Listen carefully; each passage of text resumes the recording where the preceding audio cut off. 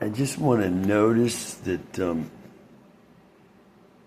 all this connection to newspapers in our family started with Charles Jarvis, my mother's uncle, one of her uncles, a brother of her mother, who was murdered back in the 1920s.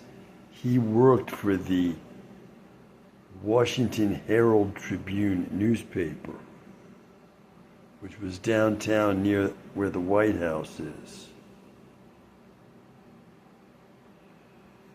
He was murdered by two Irish gangsters. He worked for the newspaper. What he did there, I don't know, but he wasn't a reporter. And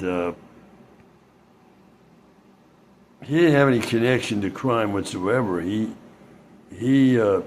somehow got waylaid by these two Irish gangsters and murdered by them.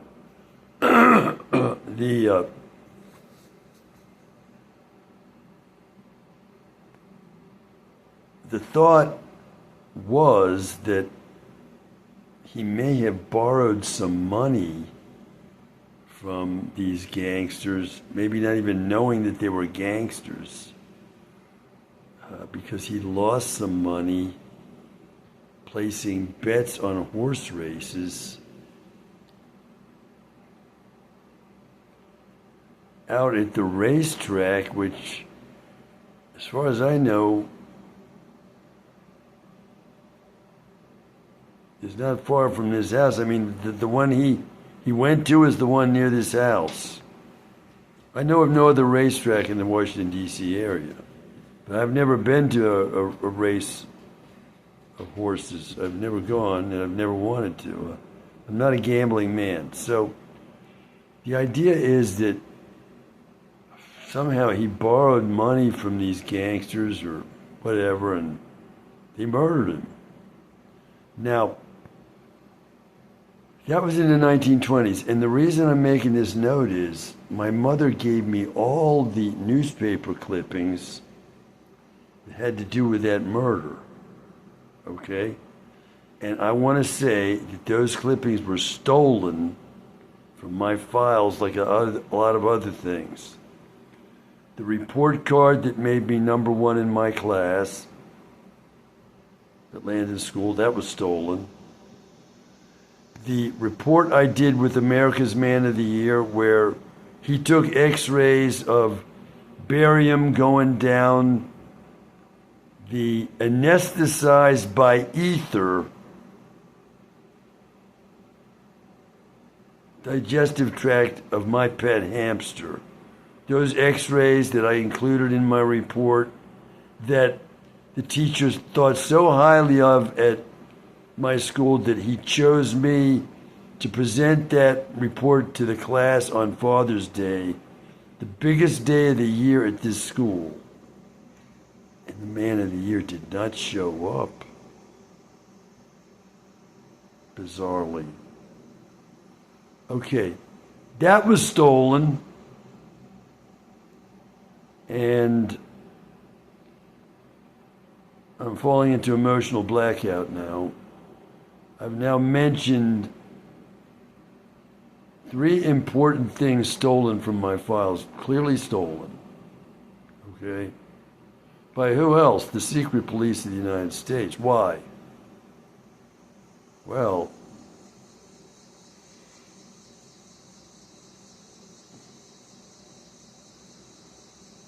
these are important identifiers of who I am in reality. Let's just put it that way. And so they've been stolen to help the secret police discredit me as a witness to reality. Okay, if I get murdered, for example, those documents are not going to be nearby for people to find.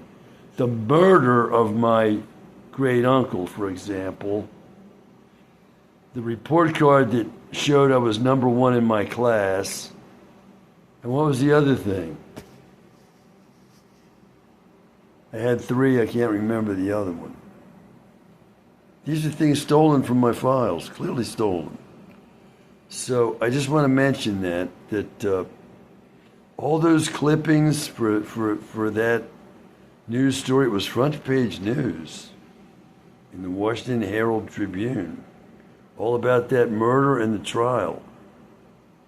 One of the murderers, his name was Vernon Story. The other one, I can't remember. But how do you like that? So I don't even remember the exact date that happened. Was it 1929? I don't know, and I can't look it up. You can't find anything online about that now. I guess you could go to the Library of Congress and hunt up microfiche copies of the Washington Herald Tribune and read all about what happened back then. But in addition to those stories were copies of letters written by family members explaining how these two men were clearly guilty of murder and they were only convicted of manslaughter. Okay? Those letters are gone as well. So, if the secret police would like to impute that somehow my family was connected up with organized crime, I don't have all those documents to show that that's ridiculous. They're gone. So the implications like that, oh, two Irish gangsters murdered somebody in his family. He's clearly somebody who's been in organized crime. Well, if I had these documents along with the letters, like I say now, like I'm repeating, that would be shown to be absolutely ridiculous. So that's why they took those from me, okay? This is clearly the secret police working this angle that they're trying to work to throw the scent off them and their guilt in the crimes I'm saying they've committed. Well, that's all from me for now. Bye for now. Footnote.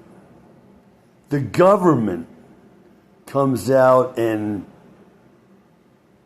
as the Smithsonian Institution, in that guise,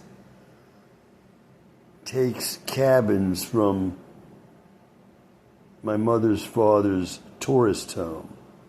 They're on Route 1, just north of College Park, Maryland, and makes those cabins, or one of them, a perpetual exhibit. That means an exhibit. I asked, how long will this thing be up there? The guy said, like 45 years. Okay? Makes that an exhibit at the National Museum of American History. And how do the folks down there describe that tourist home? They say that the house there that my mother lived in, that her father bought, there's cabins outside with the tourist home. Okay? The house itself, no. That was where the family lived. Okay? How does the exhibit describe that house? As a former speakeasy, which is what? An association with organized crime, right? The selling of liquor by organized crime illegally during the Prohibition era. Okay? There's an association to America of our family's connection somehow with organized crime in the speakeasy the former speakeasy my mother was living in with her brother and her sister and her father. Ridiculous beyond imagining. Ridiculous. Okay? How did my mother describe that house? She said this house had been a whorehouse. For real. And she said occasionally, like sailors or other people in the military would show up at the front door looking for a prostitute. Okay? Speakeasy, nothing of the kind. Okay? But the government wearing the homespun dress, as it were, of the Smithsonian Institution is going to go out there and claim that that house was a former speakeasy, huh? It was not. And there is again more evidence of the government attempting to throw the scent off its evil doings, okay, onto my family. It's going to shed its Man of the Year now, 40 years after his death, and say, oh, he was in Italian organized crime. He was in nothing of the kind, okay? But as I say, I'm up against this, and I'm gonna speak out against it, okay? Now, yeah, I'm well aware of how all those movies and TV shows have people accused of being in organized crime who really are in it saying, we have nothing to do with that, right? Truth is truth in spite of all of that. Truth is truth. And anybody who examines the facts here and does a thorough investigation will quickly see that the things I'm saying are absolutely true, okay? And included in that are Chris Ringy being made to seem like this extremely dangerous criminal who needs SWAT teams out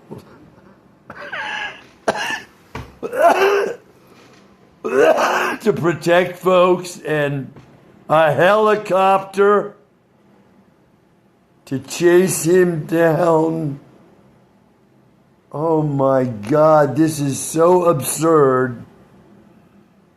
It's as absurd as the completely fraudulent involuntary commitment that ended up declaring me a danger worldwide.